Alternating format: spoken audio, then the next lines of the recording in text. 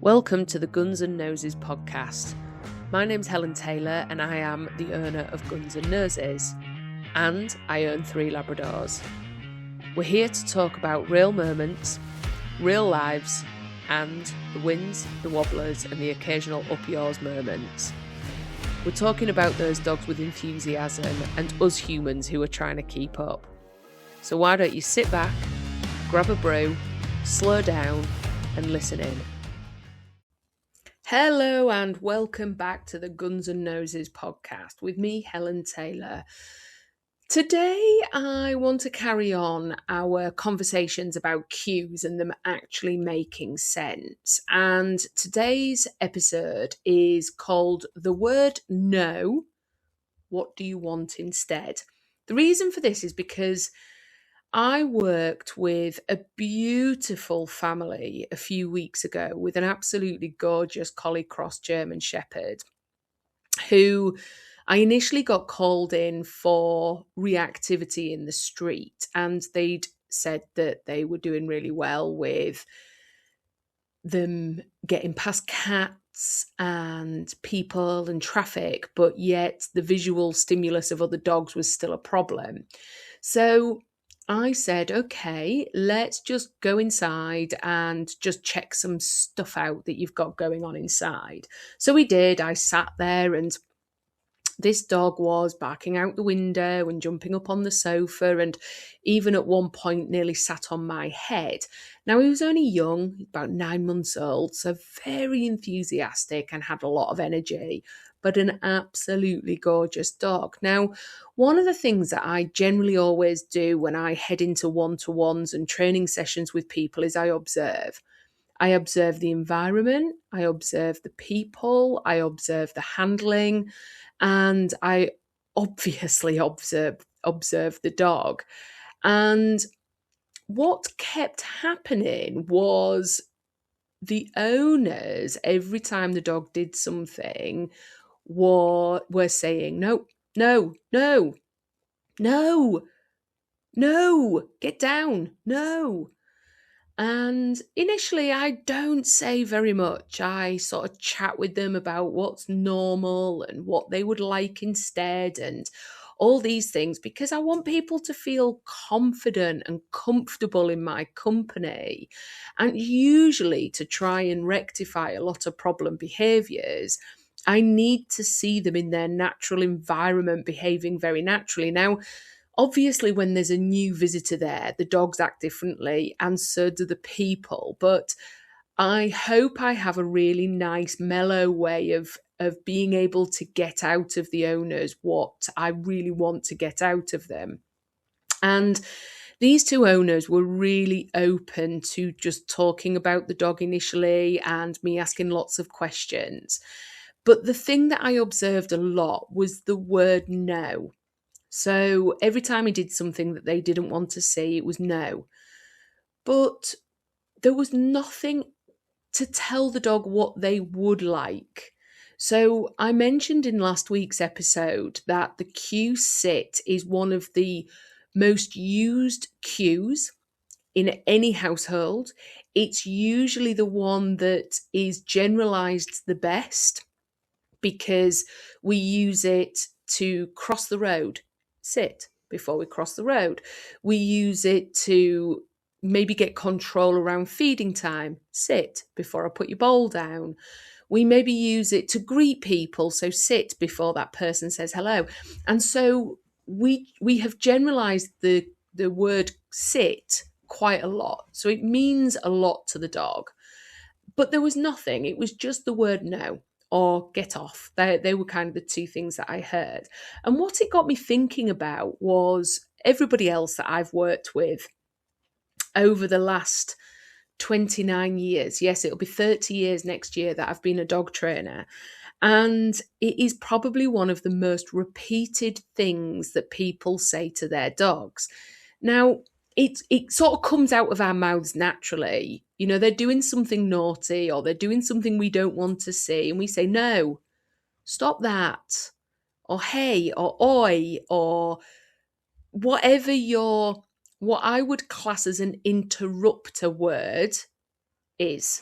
And an interrupter word or an interrupter noise is something that interrupts the dog whilst they are doing a behaviour that usually we do not want to see.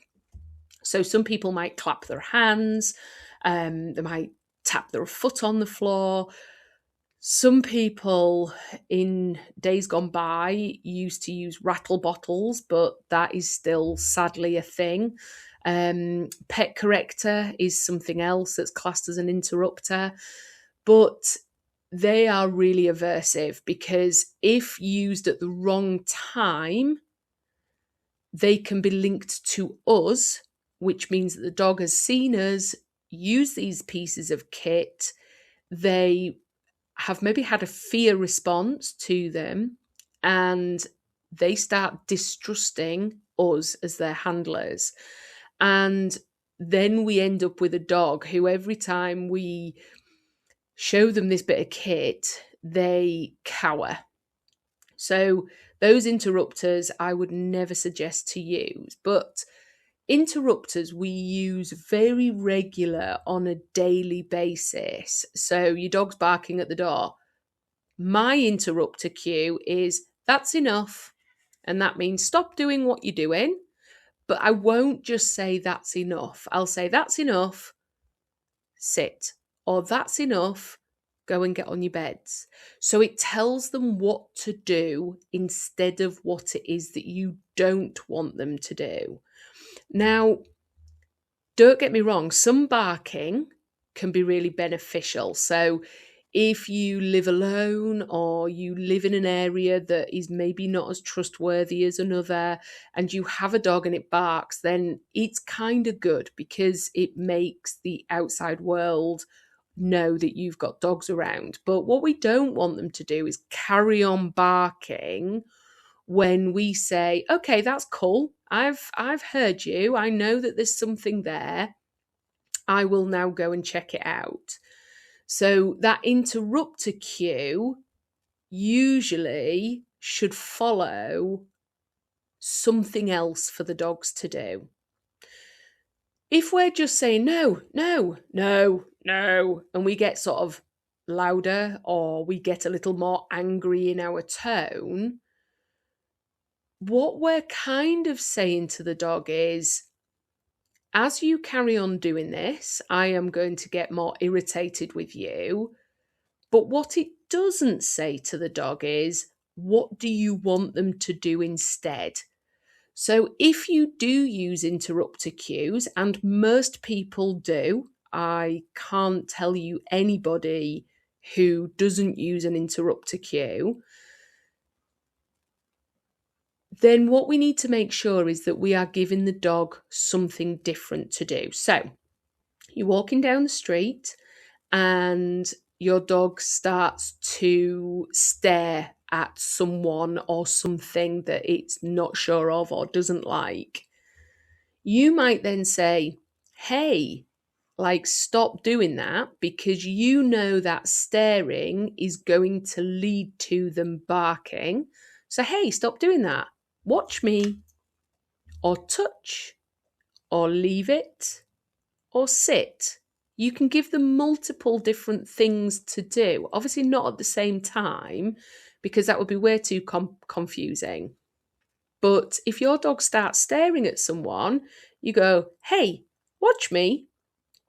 So they look at you. Then you might do a hand touch, which gets them to turn their head and look away from the thing that they're staring at. Then you might ask them for a sit. And what you've done there is you've given them the interrupter cue. You've then given them something to do. And that is where the no cue can be useful, as long as we haven't paired the word no to something more forceful. So interrupter cues are good. They work. As long as we aren't taking it one step further and going, no, no, no, and growling at them or yanking on the lead or something like that. Because the only reason why somebody has to take it further is because they're not communicating with their dog and asking them to do something after they've said the word no. So let's take it from our perspective, and I like to bring it into sort of the human world every now and again. And if we think about us as humans, if you were walking down the street and you were with a friend or with a partner or, a family member, whoever it may be, and you're walking along and all of a sudden someone just turns to you and says, "No," you might go, what? But they don't explain themselves. They just say no. Just think about how confused you would be. Just think about how long it would take you to figure out why it was that somebody said no, but what it is that you need to do instead. But if someone says, "Hey," stops you from walking, so they've interrupted your walking, "Hey, let's just turn around and go this way because I want to go in that shop." Instead of just saying no, and then you having to figure out what it is that they wanted instead. So an interrupter cue is something that gets your dog's attention. Some people might use watch, which gets the dog to make eye contact and look at you. Some people might use the leave it. Other people have a hey or a oi or a something. Don't forget, don't be too hard on yourselves, because these things naturally do come out of our mouths when, especially in times of high energy, when there's a knock at the door and you've got to get to the door because the postman is leaving you a parcel or something like that. We do just do things really naturally. But what I want you to do, and the whole point in these podcasts, is to get you to think a little more carefully about what it is that you are doing, what it is that you are saying, and what it is that your dog understands from what it is that you're saying. So your reflection this week is to really think about how many times you say the word no, or you use your interrupter cue, and what do you ask your dog to do instead, or don't you? Now that's your reflection. And if you don't, let's try. So you're barking at the door. "Hey, I've heard it. Thank you." On your bed. So you've told them what to do. Once they've done it, good dog. And what you'll find is life becomes a whole heap easier, a whole lot meaningful, and a lot less stressful.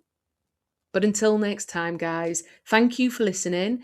If you do enjoy my podcast, please do subscribe and follow, and also possibly share it with somebody else who you might find, or you might think will find it useful.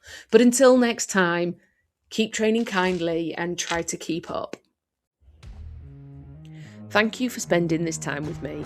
If today's episode helped you slow down, feel seen, or think a little differently about your dog, then it's done its job. Remember, progress isn't about perfection, it's about observation and reflection. You're not behind, you're not failing, and you're definitely not alone. Until next time, keep training kindly and try to keep up.